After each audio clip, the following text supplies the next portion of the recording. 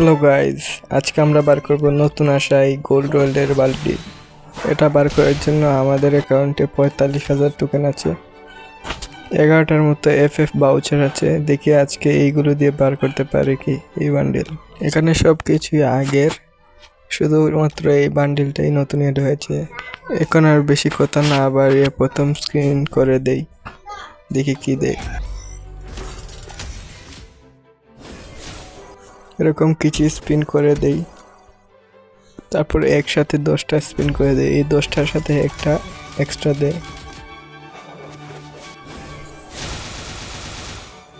এটাতেও কিছু দেয় না। তারপর আমি আরো একটা স্পিন করি, এটাতেও একটা হেড দিয়েছি, আরো একটা দেই। এখন কিন্তু আমাদের কাছে কোনো আর এফএফ বাউচার নাই, আমরা টোকেন দিয়ে আমরা স্পিন মারছি।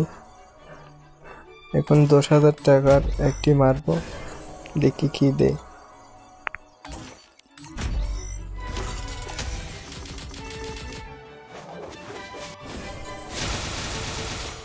এটাতেও কিছু দেয় নাই।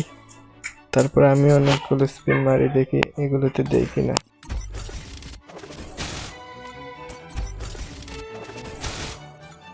এটা আমাদের লাস্ট 10,000 টোকেনের স্পিন, দেখি এটাতে কিছু দেয় কিনা।